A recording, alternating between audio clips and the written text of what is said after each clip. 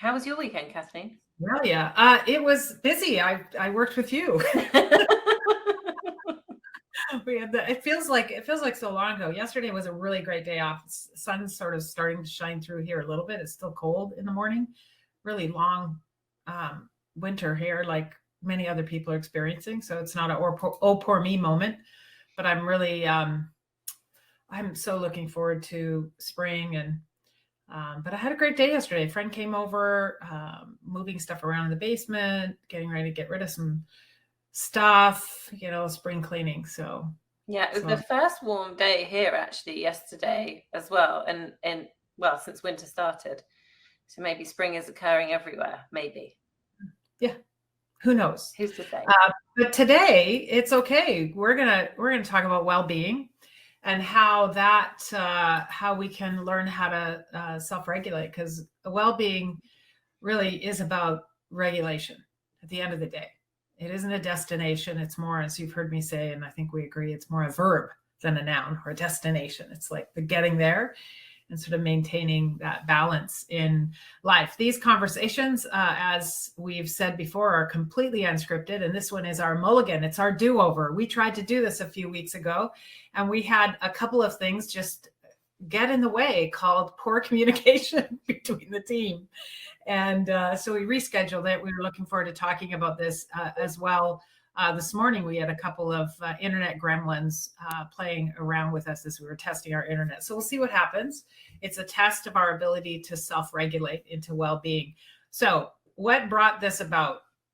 It's really, sometimes, I don't know about you, but you can pop in the chat if you feel like, hi, John, if you feel like you're kind of constantly playing like whack-a-mole in your life, like all these things are popping up and bubbling up seemingly at the same time. I know my daughter called me on the weekend having like a bunch of things to settle around in her life. So I think it's up and about, but you have this sense that there's a lot of things to hold up, and you might have this fear of dropping a ball.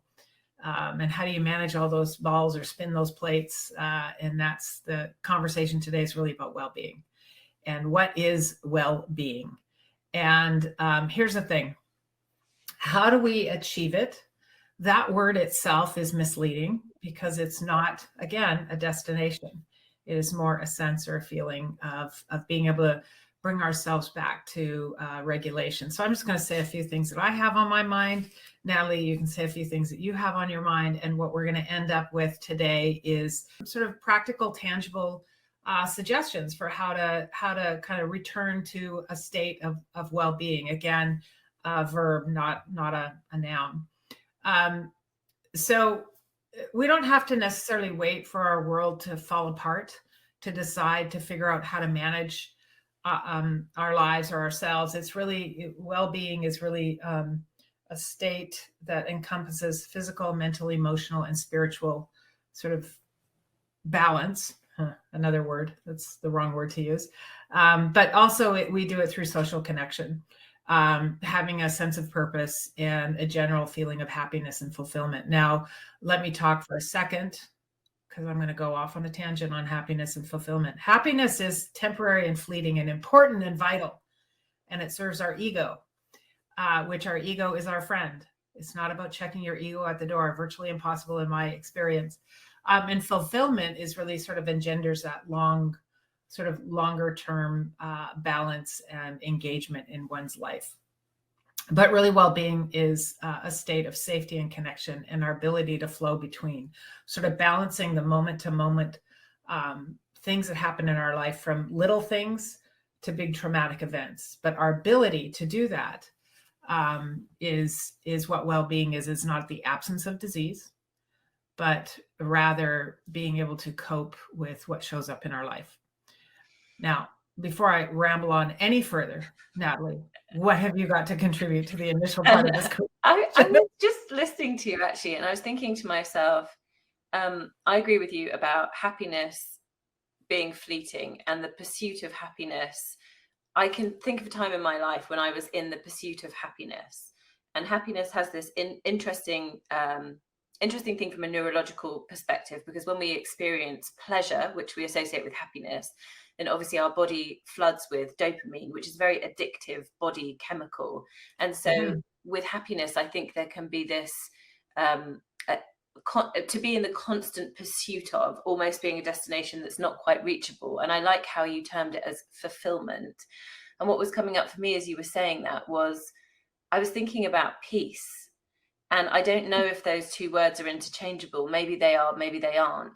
But I can remember a long time ago, I used to go to a spiritual circle and sitting in a spiritual circle, and the leader of the spiritual circle saying, the most important question you can ask yourself when thinking about a decision is, will this bring me peace? And at the time I thought, that feels really boring. That's honestly what I thought. I thought, I don't know if I always want peace. I remember having this thought. It was a number of years ago, maybe sort of 6 or 7 years ago. I don't know if I always want peace. And what ended up happening was, it was at a time when I was living in the States, and I then lost my visa and I ended up stuck in the UK for 18 months. And as I was stuck in the UK, I remember sort of thinking to myself, that was very foolish. If anyone was listening when I said, I don't know if I want peace, what I really meant was, I definitely want peace. Will this bring me peace? That's a great question to ask. But yes, I think for me, maybe those two words are somewhat interchangeable, fulfillment and peace. And now in my life, I am often looking, or always looking is the truth, to create more peace and or fulfillment. And yeah, that's what I had. You asked and answered, Your Honor, with the whole, and I don't really want peace so much in my life. You got to have, what was it, 18 months of going, why did I ask for that? 18 months is separated from my 2 youngest children. And I just thought, wow, yeah, this is a really powerful demonstration of how I absolutely do want peace. Thank you so much for demonstrating. I've learned, please now may I return to some form of peace. So here's what I'm learning about, because I'm so fascinated by, I just, as you know, I just love learning, but I'm really fascinated by sort of the neuroscience in our brain and our body-mind connection. And so I've been really looking deep into a thing called polyvagal theory, and I'm not going to do it justice. However, it's interesting how our sort of well-being starts with and our nervous system is what controls all our body function, and we can use it, our awareness about our nervous system, as sort of the anchor. And when I think about an anchor, you've heard me talk about this a lot, but the anchor, we use values as our anchor, or some people might use, I don't know, thinking of a lovely pet or something, is something to bring them back to the ground, groundedness. But think about a boat and an anchor. The anchor holds the boat steady, but gives it just enough line to move in the waves. And that's thinking of our nervous system. It sort of allows us, it can hold us solid and steady with just enough line to manage the day-to-day disruptions. And when we're anchored, when we know what's happening inside our body, and then we can put it into our cognition, our thinking, it starts in our body. If we can ground ourselves in that anchor, we can see ourselves. And you've heard me say 1,000 times, if we can see it, we're not it. And we're able to see how to bring ourselves back to balance, because we all get thrown off our game, right? We have to, it's about learning to regulate ourselves. And at first it starts in our body. And think about in our body, our feelings, our emotions, and think about sort of the sense you get on a sunny day. If you like the sun, let's pretend everyone likes a sunny day just for kicks. And think about that. You know, if you were to make a sound, Natalie, just play with me. If you were to make a sound, what do you feel on a sunny day? You go outside and you go, right. It's like that connection, that feeling of, you know, and that's how I feel when I'm around you, like a real connection that, you know, this feels good. And then think about when you walk outside and it's a stormy day. What sound might come out? I don't know. I don't know if I have a sound, but it's like a closed, like, yeah, or a ugh, like, yeah. Oh, or just sort of like more energy, possibly, and that's the activating of our sympathetic nervous system. Oh, something's off, it's like I feel stormy. It's like a little chaotic. So it's like, kind of thing. And then when it's really cloudy, and everyone out there in TV land who's watching this, I've not shared this with Natalie before, so she's just going with it. But when it's really cloudy and you're feeling like shut in or closed in, what sort of word might come out of you or sound? I think I don't know, I'm doing well with your sounds, Kathleen, but I'm feeling like a furrowed brow is the cloudiness, because it feels oppressive to me, like if I had a sound. Yeah, and a sigh, like, almost a sense of desperation. So those are the stages we go through with our nervous system. And if we can tune into it, like, for example, the calm, connected, feeling connected, that's that energy in our body, that sort of something happens. We're driving in traffic, we get cut off. It's like, like sort of that jolt of energy. And if we continue to get these multiple messages of sort of chaos or overwhelm, we go into what's called withdrawal, and we go, like that hopelessness. And the way to get ourselves back to connection is to really tune into what's happening in our body and to reconnect. And the very first thing to do is to notice, where's the energy? Are you a person who's in withdrawal? There's too many messages, too much chaos, too many whack-a-moles as from the beginning. So you just kind of withdraw. That's my MO. If something feels too much for me, if I feel like I'm going through too many things, what would serve me is to have connection with others. But what I do is I often withdraw. And if we're a person who's sort of fighting with the world, that fight or flight, we're arguing, we're, wanting to win an argument, in and out, in and out. Oh my God, that's me. Okay, Vivian, good. Then we're in that fight or flight state. And what we want to do is get ourselves back to connection. And when we get ourselves back to connection, when our body can kind of realign, then we can start to think and use our brains and our tools that we're going to talk about in a second, about how to bring ourselves back to regulation. But it starts in our nervous system. And that is something everyone in our world is going to hear more and more about, because I'm obsessed with it. Understanding the body-mind connection. So given that blah, blah, blah, Natalie, what do you got to say about body-mind connection and bringing ourselves back to sort of even the metaphor of the anchor? Well, I have to say, this is all feeling very relevant to me at the moment, because Kathleen knows, and I know there's some people on here I've shared this with, but I have been having an interesting time with my health recently. And I have been healthy my entire life. And this is really the first time ever that I have felt out of control of my body. And it's a very uncomfortable feeling.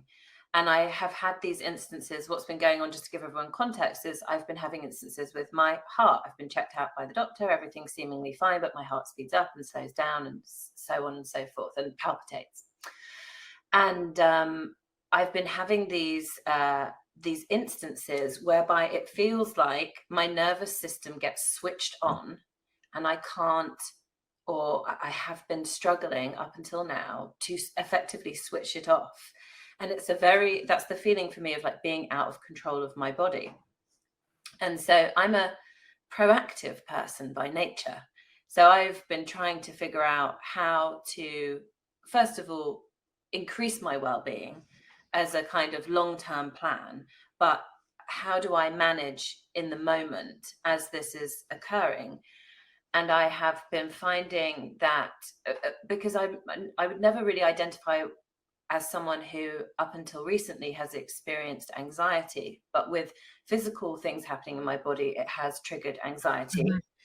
And so I have been trying to take better care of my nervous system. That's kind of my overarching theme. Mm-hmm. So what does that look like? Kathleen and I mentioned at the beginning of this was that we had a whole day training on Saturday, which was so fun. I had a wonderful time. I love doing it. And there's a previous version of me that every time we had a break would have been doing work in between, and I wouldn't possibly have stopped. And what I did on Saturday was every time we even had a 10-minute break was I got up, I walked around, I stopped. I didn't sit in front of my screen because I feel that can be overstimulating when my nervous system is feeling on the edge. And the thing that I've been saying to myself as my anchor, I don't know if this is quite where you were going, but everything is absolutely fine in this moment, is what I keep saying to myself. And I know we're going to talk about mindfulness in a bit here, but I've been a meditator for years and a long time practicer of mindfulness. And I really feel like my skills are being put to the test, because in this situation, I have found it easier than ever before to track into worrying about the future. Oh my goodness, I don't feel well. What's going to happen? What's going to happen in an hour? What's going to happen in 2 hours? What's going to happen by the end of the day? And I keep just saying to myself, everything is fine. Everything is perfect in this moment. Nothing bad is happening in this moment. And that has been my anchor. So that's kind of what comes up for me when you talk about nervous system. That's really helpful. We're on a similar path, because I think about it's about regulating, right? Being able to recognize that I'm off and bringing myself back home. And when we talk about well-being, again, it's not this constant state of bliss. It's noticing when we're triggered, what's our trigger, what's happening. If you can see it, you're not it. And oftentimes we get wrapped up in a story because our body holds the story, right? It holds our story, whether we're aware of it or not. It goes back to the habit of this old story. So sometimes we enter situations with those old stories. And if we can get in touch with sort of what's happening inside, we can then bring it to our awareness and make different choices. And to say, yeah, a good, consultant uses every minute they can to learn and get work done. Well, that doesn't do much good when you're having heart issues. So it's about learning. That's an old story about what a good person, I mean, I don't know what story is going on. I agree with you. And even I was thinking about it. It's like I worked all day Saturday, and they are old stories. And, my kids obviously are off. It's the weekend. And we finished, and my first thought, because it's an old story, is I should go and check on everyone. I should make sure everyone's okay. I wonder if anyone's eaten. I wonder if I need to feed anyone. I wonder, if they need anything from me. Does anyone need to be taken anywhere? These things go in my mind. And I stopped myself and thought, I'm going to go and get in the bath. Yeah. Just for half an hour. Yeah. And I'm just relax. And even if anyone's hungry, nobody's going to starve to death. It's fine. In half an hour, I can go and see if anyone needs anything. And you'll find like you're sort of running on an old pattern, and there is this like over focus on self-regulation and independence. Like we talked in our previous lives about goal setting and things like that, but there's over focus on we have to do it ourselves. But what's true is first we have to find ourselves, our home, and also kind of co-regulate with others. But not when we need to be met where we are, or we need to meet the person who's sort of off where they are, like in a coaching conversation, meeting them where they are. Is this person really in withdrawal? Is this person like in a fight or flight state, or are we connecting? Like how to kind of come to that place of connection. But also noticing that we get triggered and we go into old stories. And how do we bring ourselves back? And I call it a retrograde. So we're carrying along with our life. Everything's fine because we're not tested. And then when we get tested, where do we go? I go to control. Like I can over control everything. I'm really working on that. And I don't know if you've noticed, maybe not, but less need to control things and letting go, because it's an old story that if I control everything, I'll be safe. But I'm bringing in a story from my childhood that has nothing to do with here. So noticing when you're triggered, we all get triggered. We all go to this place, but how long do you hang out there? And where's the place that you go? The first place you go is to fight or flight, is that sympathetic nervous system kicking in. And then if there's overwhelm, we go into that withdrawal. And noticing yourself when you're in withdrawal, you can't just go right back up to balance. You have to find your way back home. and paying attention to context. One really important thing is context, like what is happening around me, and does my response have any relationship to the reality of what's happening right now? That's the thing, right? Like I should go check on my children who can feed themselves and do all kinds of things on a Saturday without me. But then you caught yourself, right? It's like when you're, I don't know if this happens to you, but if someone says to me, oh, we need to talk, I immediately go to this place. What did I do wrong? Mm-hmm. So you're actually like thinking the worst, but that's an old story of mine. And then noticing, oh, we got to talk. Oh, what if it was something positive? Mm-hmm. What if it was just someone saying, hey, I want to connect with you? So if you can get in touch with what's happening in the body, you can bring it back to the brain, and you can make a reasonable sort of understanding of context. And when we get ourselves grounded, then we can make a choice, right? That rational, logical, intuition, whatever, but we can self-regulate into conscious choice. And if we then kind of bring ourselves back to this place of regulation, we can then see, okay, what can I do? What's real in this situation? And just like, oh yeah, none of my kids are going to starve. I was going to say, just for context, for anyone who doesn't know me, my children are 21, 17, and 13. So they are all, in fact, more than capable of feeding themselves. Yeah, we can. And it's that learning to anchor. Like imagine, okay, you're riding your bike down a hill and you have a handbrake. I don't know if you ride a bike, but you have a handbrake. And if you want to go faster, you ease up on the brake. And if you want to go slower, you kind of squeeze the brake. And that's what we can do with our nervous system is if our heart rate is speeding up, we can stop and ask ourselves what's happening right now. Like get in touch with that and bring ourselves back to sort of regulation, which opens up our choices. Yeah. And then we need to make connection with other people. Like what's happening around you matters, what's happening in you. And then how can I reach out to people around me to sort of co-regulate with others? Anyway, I find that pretty, that really sort of makes sense to me in connecting the body and the mind, because sometimes my brain, I was in this belief system that my body was just a mechanism to transport my brain to meetings. and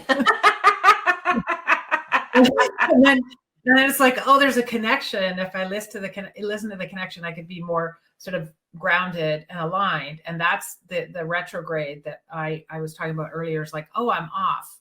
Who am I bringing to the party? Oh, there you are, my 13-year-old girl who's just scared and wants to protect me. You're welcome, but I'm not going to turn the keys to the car over to you anymore. It's about having a relationship with all those parts of ourselves, but not getting swept away. But I know, Natalie, we could come up with some specific tools if we think about our body and listening to our body, the precognition, cognitive response to a situation, fight or flight, withdrawal or ease, that on a sunny day. But we can share some sort of intellectual things that people can do. Yeah, and I think the only thing I just want to add to sort of the commentary around the body-brain connection is that for a long time, I remember hearing this phrase, and the phrase was, your body is wise. Your body will often know before your mind does. And I think if we think about that in terms of like, when we talk about intuition, we're often talking about gut feeling. You know, we walk into a room and there's some kind of sensing if the room, you know, if it like your sunny day or stormy day, if the room is celebrating, you feel it in your body. If someone in the room is in the middle of a fight, you feel it in your body, even if maybe you haven't heard the fight. So I've always believed that the body is wise. And so it's curious to be in a situation where I have something going on with my body and I'm like, what are you trying to tell me? Right. Yeah. Like, shut up. I used to do this so well in my head. When I felt healthy all the time, that was a great phrase. Yeah. Who cares about well-being? I'm right. Yeah. And you know, Deanna has some really good points, and we're going to talk about some other things in a moment. Like I want you to talk about the judgment, Natalie, but really there are things we can do to regulate our nervous system on less sort of more intentional, but not intellectual. And one is listening to music. Music can bring us back home. A walk in nature, breath, our breath. Those are some sort of things that can help regulate our nervous system, but there's other things. Let's talk about that, Natalie. Yeah. So one of my favorites is to stop judging yourself. I think that our internal dialogue has such a powerful impact on our overall well-being. And I don't know if anyone's noticed that there's this like tiny narrator in your head that judges everything you do and also everything everyone else does. Oh my God, I can't believe that person cut in front of me in traffic in that way. That's outrageous. And so on. And so for me, like, to say stop judging yourself it's easy to say, but less easy to do. But I have found that one of the most powerful ways to work on your internal dialogue about what you say to yourself and about yourself is actually to just begin noticing how much you are in judgment, period. So just begin noticing, and not like necessarily terrible judgments about people, but like, oh goodness, that was a very intense facial expression on that person in that meeting. Or I felt when they said that thing that felt very harsh, or they could have said it in a different way. Or it's bringing me to this place, which it always brings me to, Byron Katie, when we argue with reality, we suffer, but only 100% of the time. As she so beautifully tells us. And our judgment of day-to-day life is really us being in this arguing with reality. And when we can notice our judgment, step one, and then if we can invite ourselves when we feel judgment to try and think of a positive from the situation or release the judgment, often just releasing the judgment. And I have found that the releasing of external judgment often leads to a greater gentleness with ourselves. And I believe that the more gentle we can be with ourselves, the more we experience peace, which to me is fulfillment, which to me is connected to well-being. And when you were talking, I was thinking about the judgment piece. And when we're in overload, when everything feels like that whack-a-mole, lots of things happening all at once, we can misinterpret cues around us. Like that person saying, I need to talk to you and go to this place, interpret it as against you. And so noticing that sort of the over judgment. And I always invite people, and I do this with myself, is to invite discernment as opposed to judgment. Just like, okay, what's happening here right now? Is that really a threat? Is that really, could it be something else? I remember when my son, Reed, it was Reed, when he was, I don't know, I want to say 8, I have no idea. But he's cried. His best friend was Jake. And he was crying. He's like, Jake doesn't want to play with me. And I'm like, oh, Jake doesn't want to play with you. He's like, no, he hates me. I said, Jake hates you. Yeah. Why? Well, he doesn't want to play with me. Oh, could there be another reason why Jake doesn't want to play with you? And he's like, no, he hates me. And I said, no, just, think about it. He goes, well, maybe he's grounded. He gets grounded a lot. Okay. He could be grounded. Could there be another reason? Well, sometimes he has to play with his sister. Okay. So that there's 2. And I had him kind of problem solve other options that could be happening. And of course, because I am, an imperfect being, I said, and he could hate you. All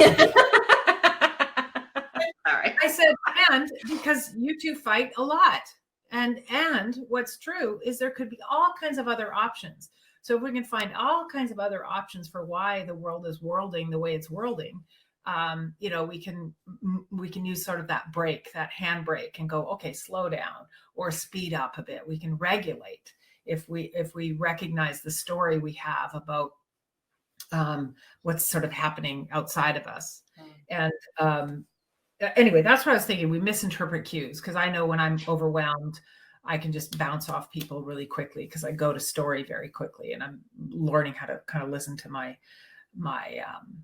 inner voice. There's a lot of we hear a lot of resiliency programs and offering of in organizations, because I work in organizations. It's like, we need resilience training, we need this, we need that. And I'd be interested, Dan, what you think of this, because I see lots of interesting stuff in the chat. But thinking about, we don't really need more resilience programs. We're pretty darn resilient as humans. We're pretty resilient. We're tested through the pandemic.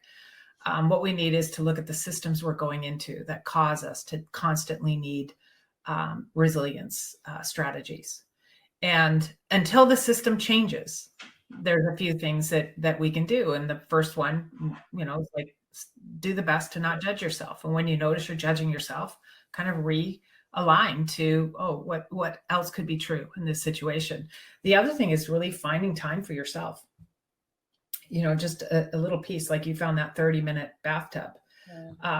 Finding time to get clarity, but also recognizing if that's a coping strategy for escape.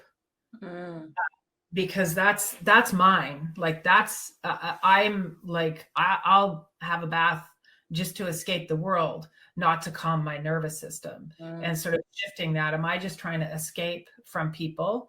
Am I feeling so overwhelmed that I'm in withdrawal, or is it really rejuvenating? So just noticing that about yourself, the patterns.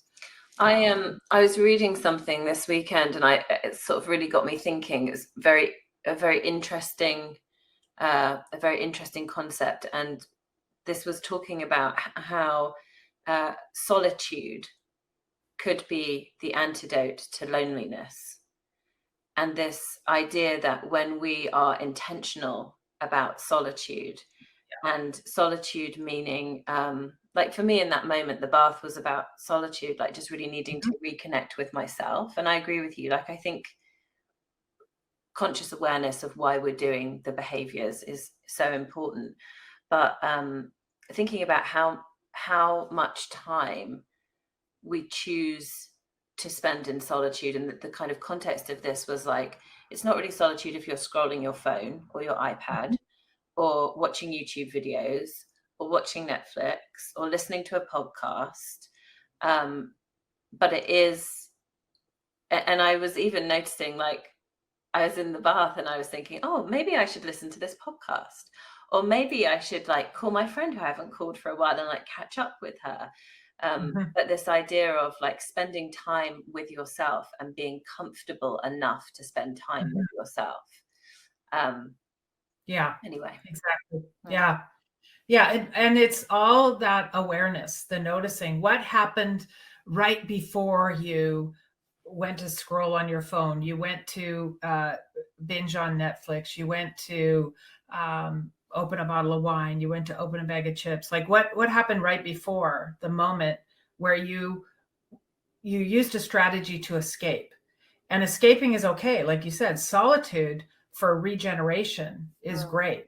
But then you bought your 30 minutes and you're like, oh, I should do something. So that's still that old program running in the background. So we're just paying attention to it. And what I've been doing more consciously is like getting out in nature. It's like starting to be nicer. I'll take my dog out for a walk and sort of taking in the fresh air to have that, instead of old strategies of mine is just withdraw, same as you work, because we get rewarded by looking like we're really work hard, when really for me it's an escape. So again, being aware of the patterns of escape, finding time for yourself for real rejuvenation and solitude, and to anchor yourself. It's that anchor, and just enough to sway in the waves, but to be grounded. We sometimes have to find that. Also, now we talk a little bit about really what you think of me is none of my business. Yeah, I think, I guess, I'm pretty sure it's one of the 4 agreements from Don Miguel Ruiz, right? Don't take it personally. What other people think of you is none of your business. And I do think that we live in a world where we are very, very overstimulated. It has its tremendous gifts. Like, how incredible is it to be living in a point in time where, to some extent, almost all information that we could possibly want is accessible to us. And what it also means is, if we're not conscious about it, we are saturated with opinions, with information. I actually saw, funnily enough, I was scrolling Instagram this morning, as I do, and I saw a new mum who I follow, and she'd written this post about how, since becoming a new mum a few weeks ago, that she had been given so much information about how to be a mum, what things she needed in order to be a good mum, what gadgets she needed to buy in order for her baby to be happy. And she said, to the point where it almost felt like she could stop listening to herself and her baby, because there's this flood of information coming towards her. And I think that's the same, whatever it is that's up for us in life at the moment. If you're on a health journey, you can become flooded and overwhelmed with the information. If you're on a journey of growing your business or extending, moving forward in your career, it's like there is so much. And just really tuning into other people's, no one will ever know as well as you know for yourself, if you're willing to get quiet, going back to that, making time for yourself, and really tuning in and listening and taking action in the direction of, and when we are, it's that, what do you say, Kathleen? You say it's that generated from the inside out, not from the outside in, right? Looking for that internal validation, which again, I think often comes from your body. Going back to that whole thing, your body knows oftentimes if you're on the right track or if you're on the wrong track. And whether you're on the right or the wrong track, getting grounded in your body, you can actually see the track. I mean, just to go with the metaphor, it's like, if I can, what's happening, and in chaos is order. Like birds flying, a flock of birds flying looks chaotic, but they don't run into each other, because they have sort of a groundedness. They know where they're going, so to speak. I don't know. I haven't talked to the birds, but I'm imagining they don't bump into each other often. But it's like just taking time to let things settle. And, we were working this last 3 days through the weekend with a new group of trainers, and also with working with coaches. You have processes, you have systems, you have step one, you have this, you have that. But what's true is, if you just listen with your whole body, and your sort of let go of needing to know what the next step is, you become present to the next step. And that's the same sort of when we feel like overwhelmed in our life. It's like, just what if stopping and taking a breath and settling in was all you needed? And then the next step, or the next question, if you're in a coaching conversation, or the next sort of probe to your group if you're teaching, or whatever the context. What if because you were saying about this young mom with all these messages, there's so much information out there, and it's good. It's awesome. I love information. I freaking love to learn. I love to read. I love to study. And then I know that there comes a time when I need to get quiet and feel what's next. And the only way to do that is to stop the stimulation. Yeah. I think the impermanence is a powerful noticing. And that really is bringing us back to that present moment awareness, right? Like, it's the thing of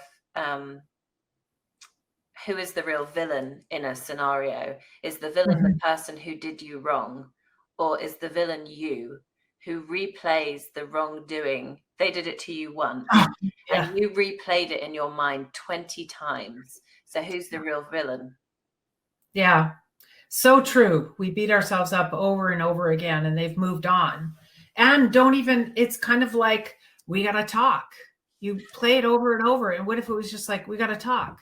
I mean, I love what we do to ourselves. And it comes back to, and not back to or forward to, or I don't know what the right language is, but really kind of figuring out how to tap into sort of the precognitive what's happening, and it's in our body, and our body remembers.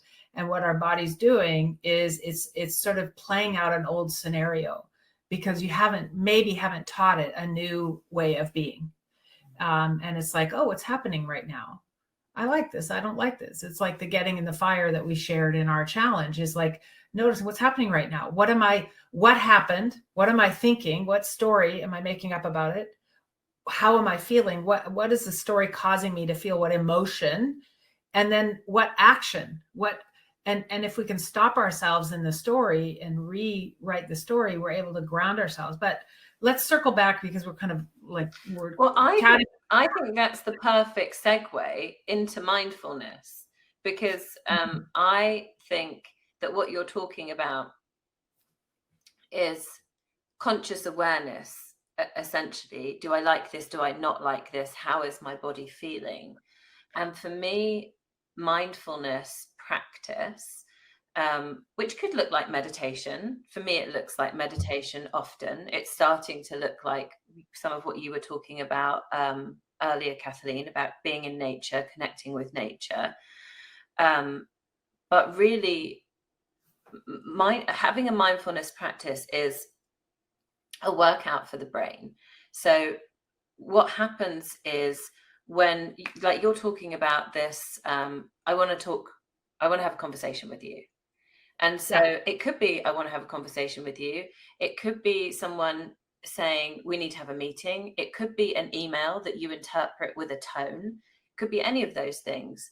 And it could be someone saying something to you in a funny way or giving you a sideways glance that you misinterpret. And we have an evolutionary response, which is fight or flight. You talked about it, fight, flight, freeze. And when that happens, the rational part of our brain actually shuts off. The amygdala fires up and floods our body with cortisone. Yep. So we lose access in that moment to the rational part of our brain. Quite difficult to bring conscious awareness to a situation when you're losing access to the rational part of your brain because you're being triggered. So they have shown through scientific studies that having a mindfulness or meditation practice is actually training your fight or flight response to fire less, giving you the ability, I believe what it creates is this kind of internal spaciousness, which allows you to be in the gap that you talk about between the trigger happening and your response to that trigger, because there's space inside of you and your body, this nervous system is not firing in a way that causes you to react or retreat or withdraw or any of those things.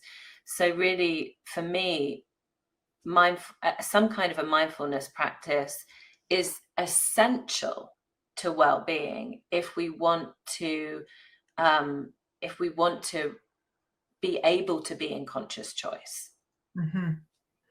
Yeah, and I yes, and I also think another sort of more not more, that's not the right word. Another practical tool is to learn how to set boundaries and on our time and our space and our energy and our spirit. You know, we need well-being depends on four things: a connection to self, a connection to others, a connection to nature, and connection to our spiritual groundedness. So it's like those four things. And if we are in sort of unconscious awareness of how much we're spending or giving or doing outside of ourselves without sort of regrounding ourselves, it's due to a lack of boundaries, I think. And we can feel very trapped if we don't have choice. And if you think about a boundary as being, imagine yourself sitting on the floor and you have a rope, just cut a rope and put it around you. And imagine how far it is from your body. And it's like, that's where your boundary is right now. It might be really close where people can get really close and keep bumping up against it, or is it far away? And if you're a person who doesn't have a lot of boundaries, just imagine broadening the string a little bit wider? What would it do if you increase the diameter by 2 inches? What might the boundary be? What might be that if you can't say no, your yes means nothing? Where can you grow in yourself? And if you're a person who has nothing but boundaries, like no one can get in, it's what if you brought it in a little bit and engage? Because we do need sort of that relationship with self, connection to others, connection to nature, and to our spirit. So building boundaries, not walls. And playing with that break, that emotional, or the that regulates our nervous system when our heart's pounding. Should my heart be pounding? What's happening right now? Oh, it's nothing. It's called, I'm going to have a bath and my kids won't starve. Like sort of this back full circle to the start of this was really about well-being and what is it? And it's really and jump in any time. It's a verb. It's the ability to regulate ourselves in our lives, in the complexity of our lives. And when we lose our shit, it's how long do we stay in that fight or flight? Do we go to withdraw, or can we re-bring ourselves back to regulation? And that's the key. It's not that our life is all rainbows and butterflies. It's more, how do we manage all the conditions and circumstances of our life? And our well-being is dependent on our ability to cope. And our well-being, or our response to well-being, begins with our nervous system and then our brain. That's what I have to say. Yeah.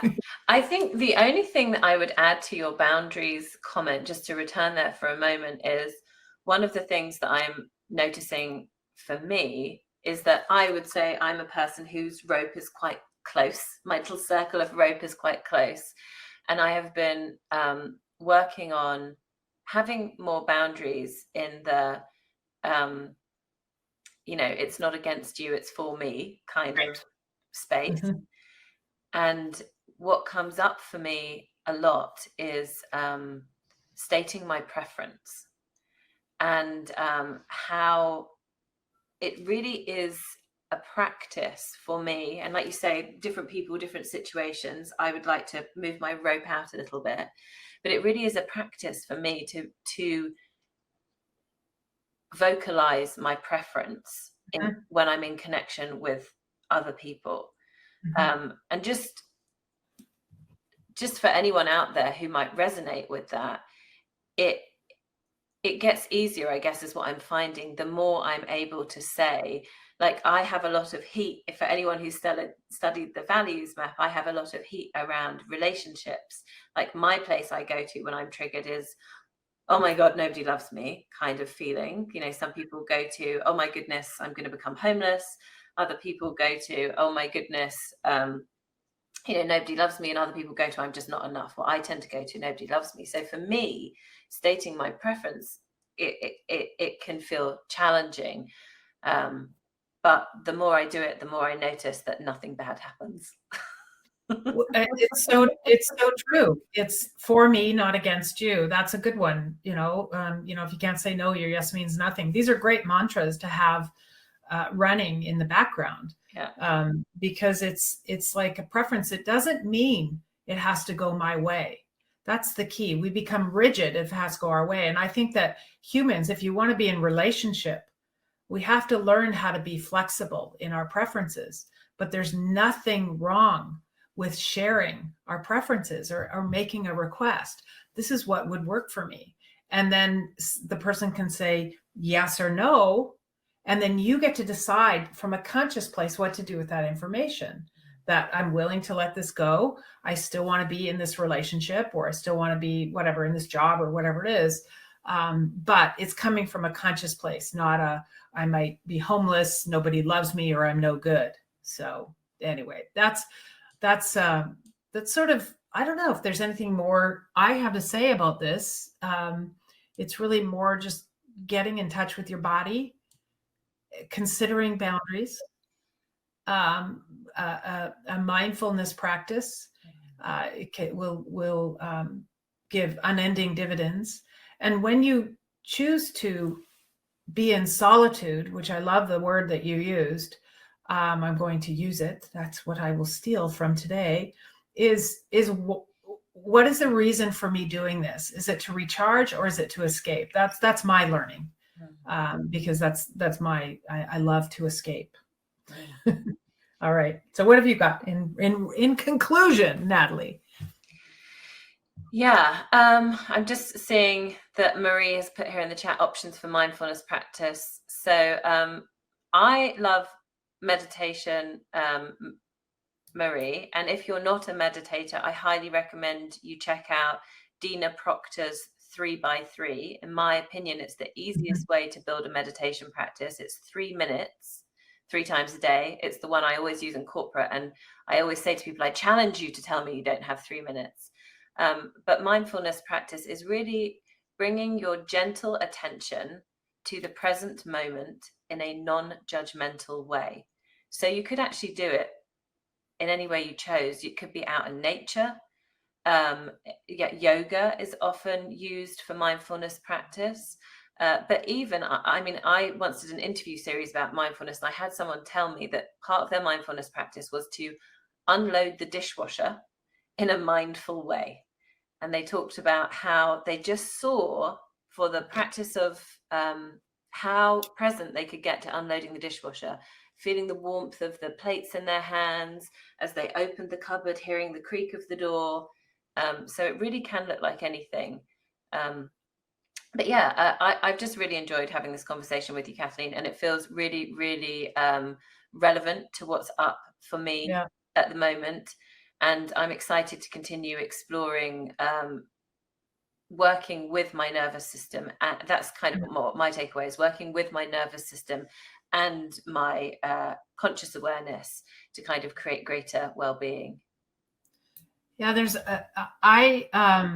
Dawn asked, what is a shift in perspective from lonely to solitude?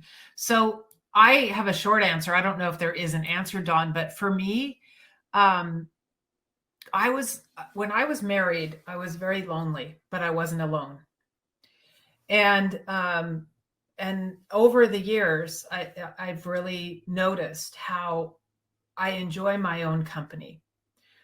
So if I'm in solitude and it's because I'm recharging or regenerating, that isn't about being lonely. And then there's times when I notice I'm really lonely.